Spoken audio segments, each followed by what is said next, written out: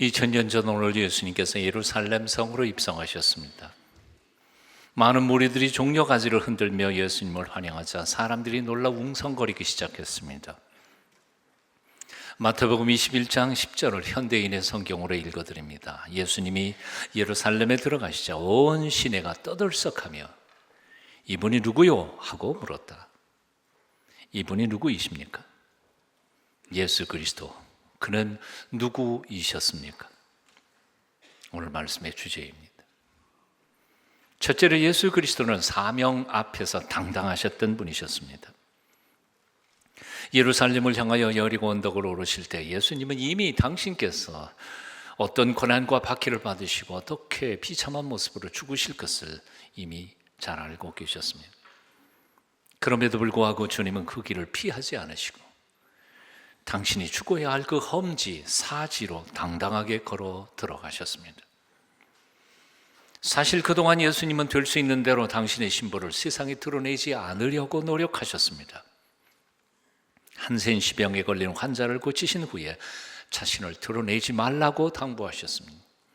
시각장애인의 눈을 뜨게 하신 후에도 그에게 비밀을 지키라고 각별히 부탁하셨습니다. 오병이어의 기적을 베푸신 후에도 서둘러서 갈릴리 바다를 건너가시며 그 기적의 현장을 피하셨습니다. 예수님은 온갖 기적을 행하실 때마다 스스로를 숨기시며 드러내지 않으시려 하셨습니다. 그러나 예수님께서 제사장들의 권세나 위험, 죽음에 대한 공포 때문에 그런 것은 아니셨습니다. 다만 마가복음을 보면 아직 때가 되지 않았기 때문이었다고 말씀합니다. 그렇습니다. 예수님은 죽는 것이 무서워서 스스로 숨어 지내신 것은 아니었습니다. 아직 때가 되지 않았기 때문이었을 뿐입니다. 하지만 하나님의 때가 되자, 당신의 사명을 이루어야 할 그 순간이 되자 예수님은 조금도 지체하지 않으셨습니다. 만천하에 당신이 누구인지 당신의 존재를 드러내시면서 예루살렘 성으로 들어가신 것이었습니다. 대부분의 많은 사람들은 좋은 날 때에는 거들먹거리고 자랑도 하고 말도 많아집니다. 하지만 헌신해야 할 때, 그리고 희생해야 할 때는 도망가 버립니다.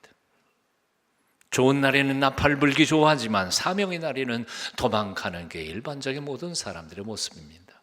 바로 2000년 전 예수님 앞에서 거들먹거리던 제자들이 바로 그런 사람들이었습니다. 수많은 군중들이 예수님을 따를 때 그들은 세상을 다 얻은 것 같이 자랑하며 뽐냈습니다. 거들먹거렸습니다. 하지만 주님께서 고난받으실 때 그들은 너나 할 것 없이 모두 주님을 버리고 도망갔습니다. 청중들의 박수 소리에는 환호했지만 자신들이 감당해야 할 사명에는 소홀했던 사람들이었습니다. 오병이어의 기적의 떡을 먹던 많은 군중들이 상황이 어려워지자 다 도망가 버렸습니다. 그 모습을 바라보던 주님께서는 제자들에게 이렇게 물으십니다. 너희도 가려느냐? 제자들은 아주 담대하게 장담합니다. 영생의 말씀이 주께 계시온데 우리가 어디로 가리까? 하지만 그런 호언장담에도 불구하고 예수님의 고난의 십자가의 길에서는 그들은 다 도망가 버리고 말았습니다. 고난주간이 시작되는 오늘 이 아침 우리는 우리 자신을 정직하게 돌아봐야 할 것입니다. 우리는 어떤 사람들입니까? 말해야 할 때 침묵하지 않았습니까? 침묵해야 할 때 떠벌리지 않았습니까?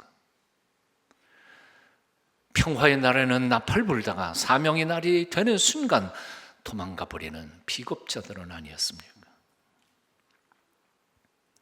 엘리 제사장 시절에 이스라엘 백성들은 하나님 말씀대로 제대로 살지 못해서 이방인 블레셋 군대의 참패를 향합니다. 심지어 하나님의 언약궤까지도 빼앗겨 버립니다.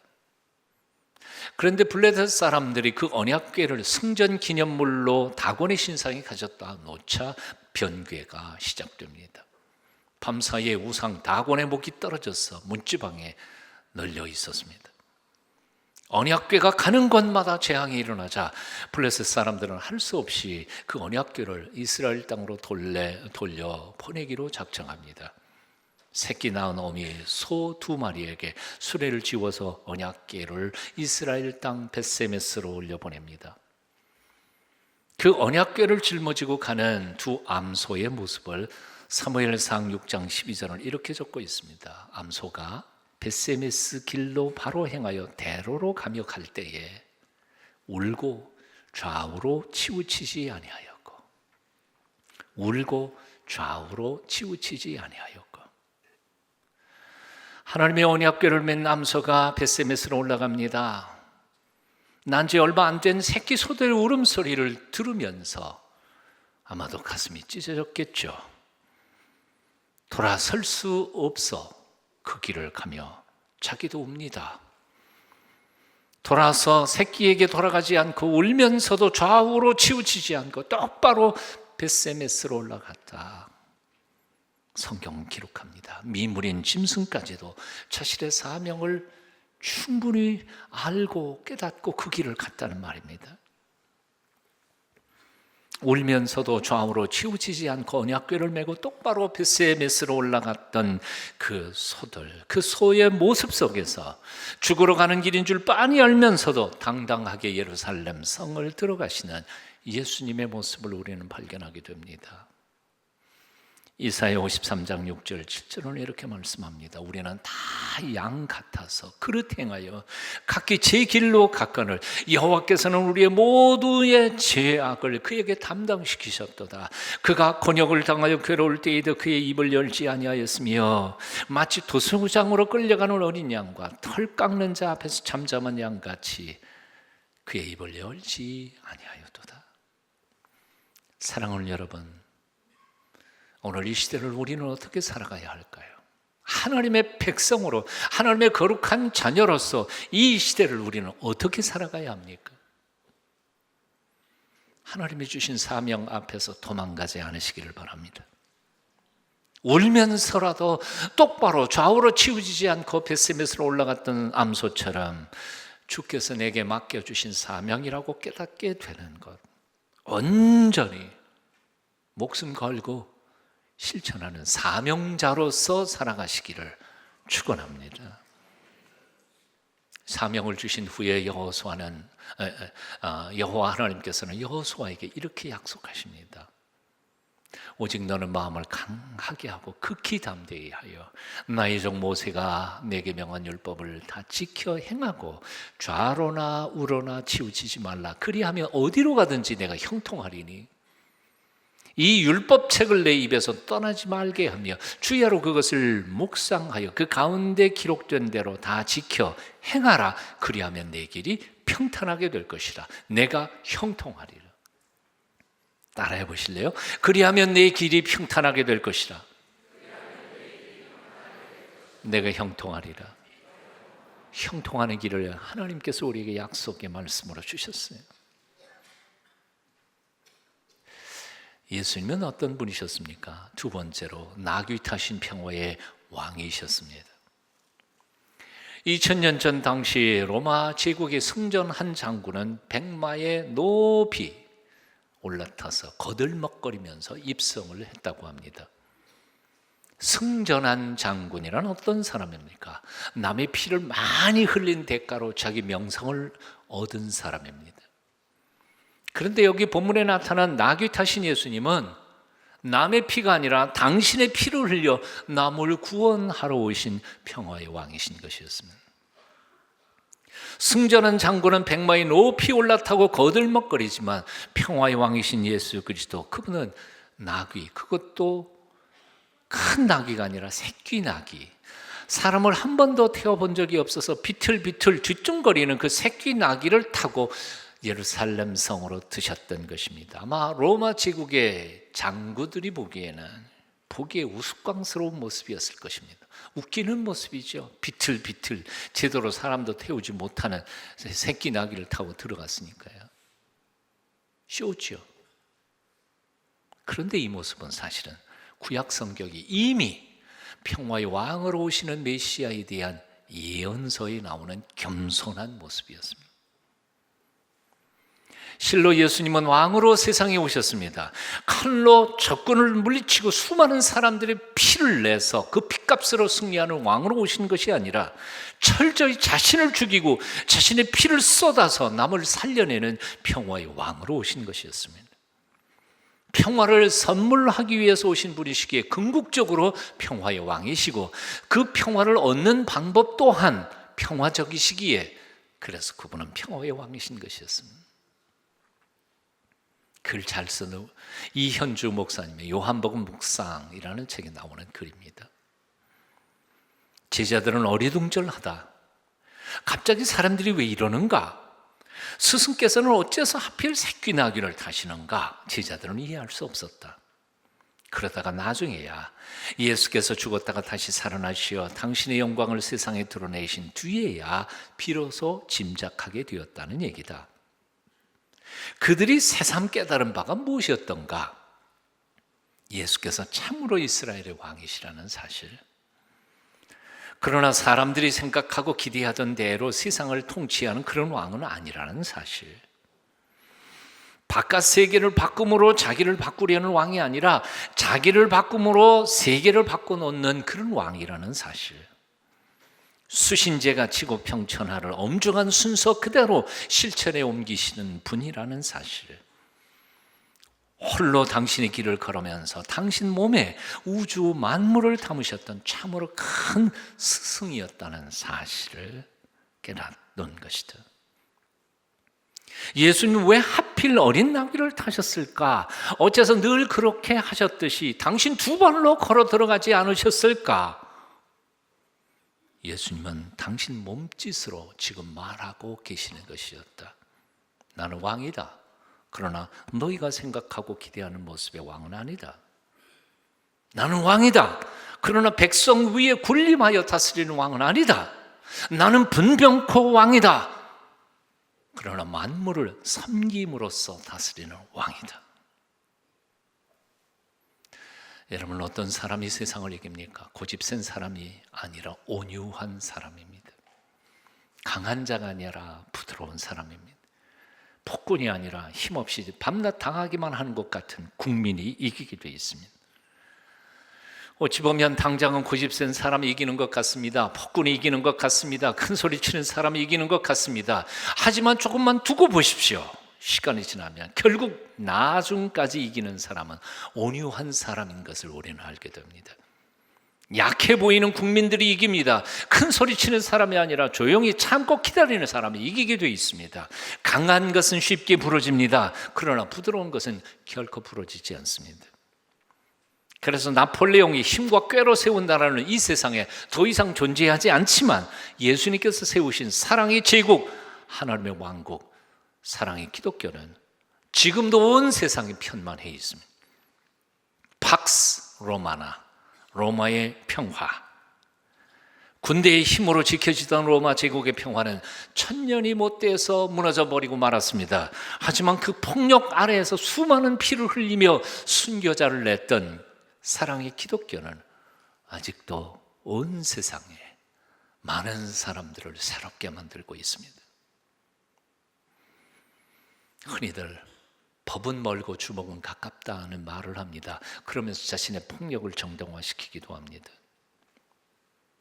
착각하지 마십시다. 폭력과 힘으로 세상을 바꿀 수 있는 것은 아닙니다. 부끄러운 일이고 가슴 아픈 일이지만 역사상 4번째 전직 대통령이 구속되던 날 그 부인이 이렇게 외쳤다고 하죠. 이런 세상이 올 줄은 몰랐다. 그토록 우리는 우매한 존재들입니다.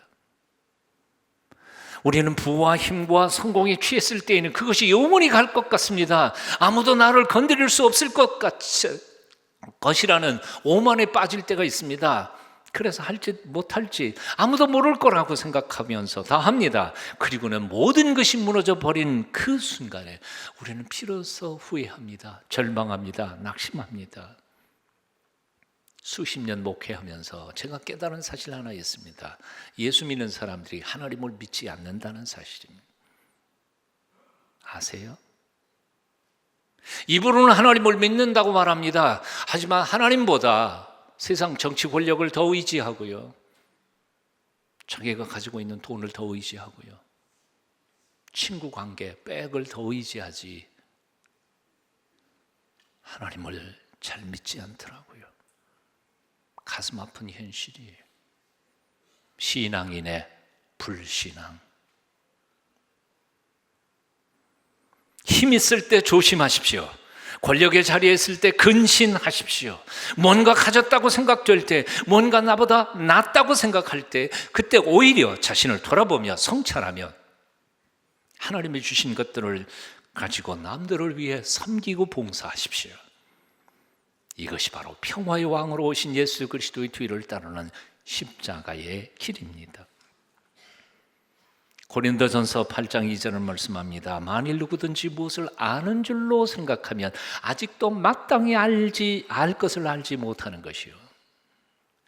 갈라디아서 6장 3절입니다. 만일 누가 아무것도 되지 못하고 된 줄로 생각하면 스스로 속임이라. 착각이라는 거예요. 자기가 자기에게 속고 있다는 거예요. 고린도전서 10장 12절입니다. 한번 따라해 보실래요? 그런지 선줄로 생각하는 자는 넘어질까 조심하라. 철학가요, 음악가요, 선교사요, 노벨 평화상 수상자요, 그리고 신학자였던 알버트 슈바이처. 그는 자기 전 재산을 톡톡 털어서 아프리카에 병원을 세우지요. 전 재산을 톡톡 털어서 병원을 운영하지만 너무나 많이 몰려드는 환자들을 감당하기에는 돈이 모자랐습니다. 그래서 밤낮 고국으로 돌아와서 자기가 잘하는 올겐 반주, 연주를 잘했잖아요. 올겐 연주, 음악회를 하면서 모금을 해가지고 그 돈 거두면 또 아프리카 가지고 병원 하고 그랬습니다. 그러던 중 고향인 알사스에 가게 됐는데 소식을 들은 많은 사람들이 기차역으로 몰려들었습니다. 기차가 도착하자마자 취재진과 수많은 사람들이 모두 1등실로 몰려갔습니다. 슈바이처의 모습은 보이지 않았습니다. 그 다음에 2등실을 뒤적거렸습니다. 거기도 보이지 않았습니다. 한참을 헤매다가 맨 3등 칸도 맨 뒷칸에서 초라한 모습으로 내리고 있는 슈바이처를 발견하고는 많은 사람들이 몰려가서 원망하면서 이렇게 물었다고 합니다. 아니 박사님 어째서 3등 칸에 타고 오셨습니까? 슈바이처가 웃으면서 이렇게 말했다고 합니다. 4등 칸이 없어서.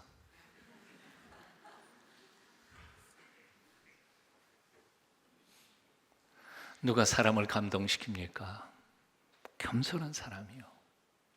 누가 세상을 바꿉니까? 자기를 낮추는 사람이요.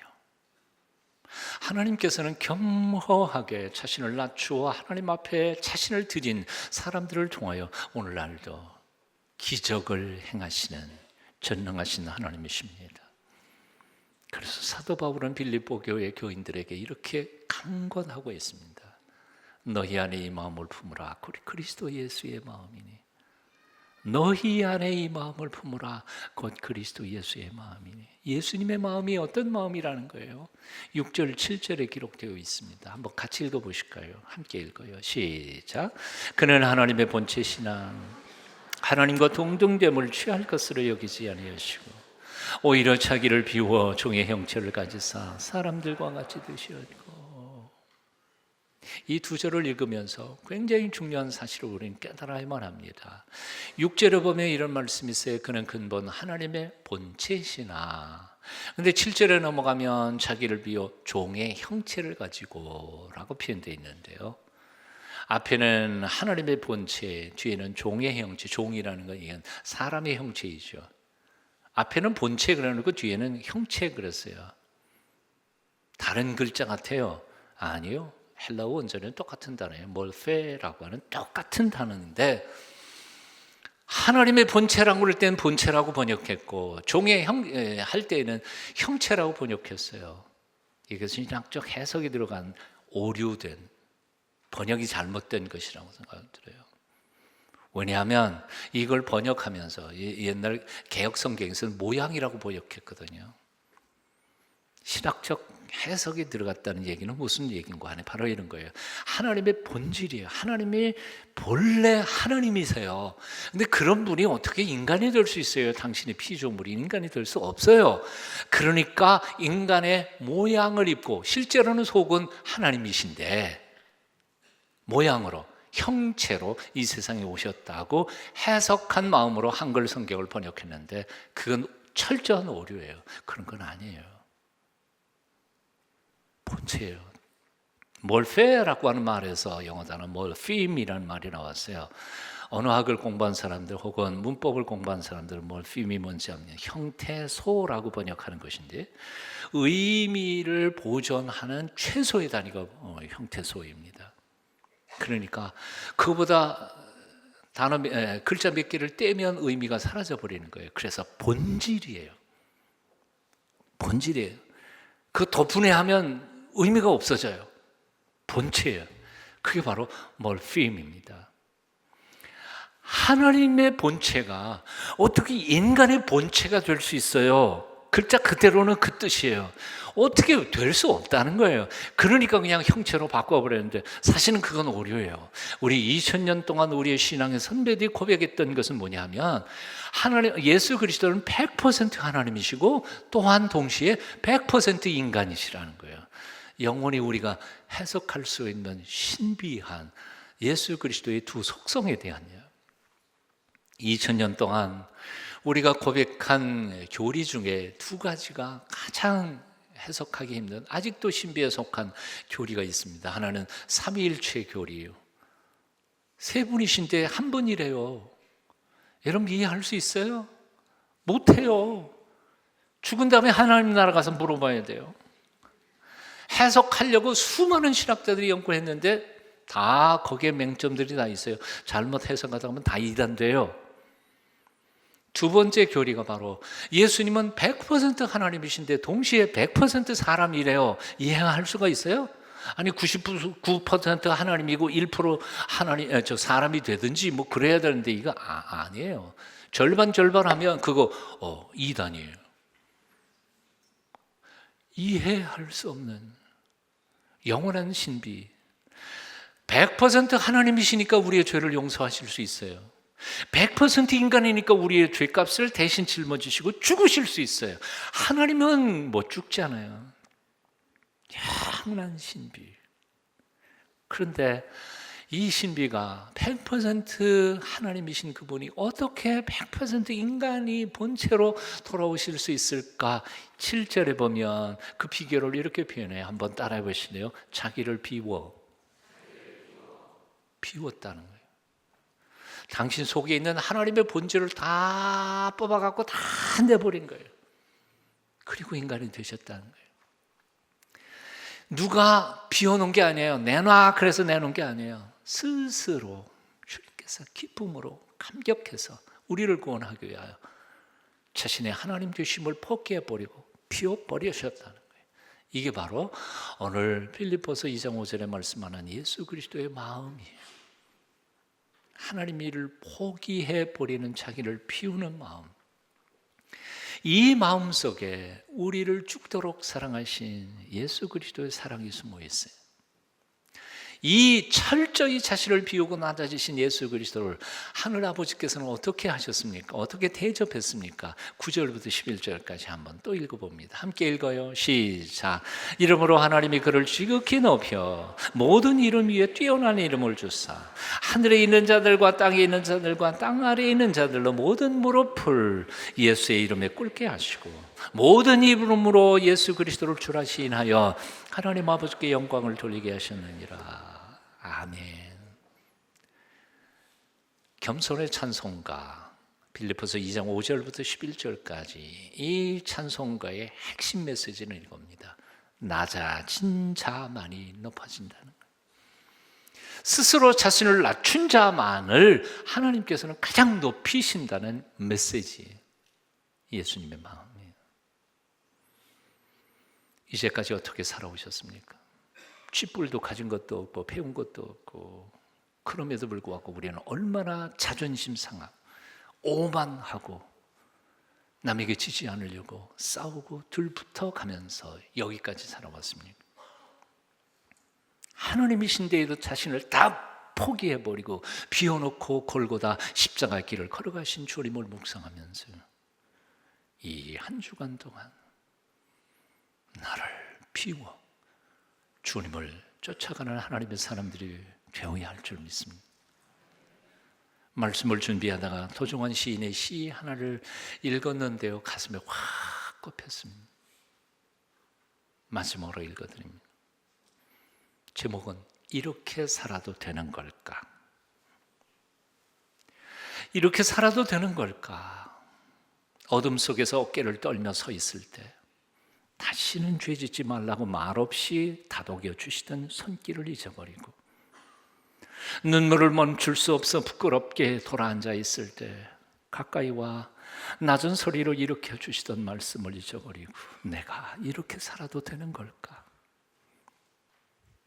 아니다, 아니다 하면서 헛된 이름을 팔며 보이지 않게 허물을 늘려가는 하루 또 하루, 지킬 수 없는 말들을 하며 욕되게 사는 삶 팔아 양식을 벌고 욕되게 쓰는 글 팔아 목숨 이어가는, 참아 이렇게 살아도 되는 걸까? 돌아가자고 두 줄의 시를 쓰다 때 묻어 궁굴며 한 줄의 시를 더 잊어버리는, 정말 이렇게 살아도 되는 걸까? 잠자리를 펴고 누웠다가도 문득문득 소스라쳐 눈이 떠지곤 하는 하루 또 하루, 정말 이렇게 살아도 되는 걸까? 기도하겠습니다. 2000년 전 예루살렘 성으로 입성하시고 한 주간 피 튀기는 영적 전쟁을 치르신 후에 우리의 허물과 죄를 대신 짊어지시고 십자가 높이 달려 죽으신 우리 주님, 그리고 사흘 만에 우리 영생을 위하여 다시 사신 주 예수님, 부끄럽지 않게 남은 삶 살 수 있도록 우리를 붙잡아 주시옵소서. 예수님 이름으로 기도합니다.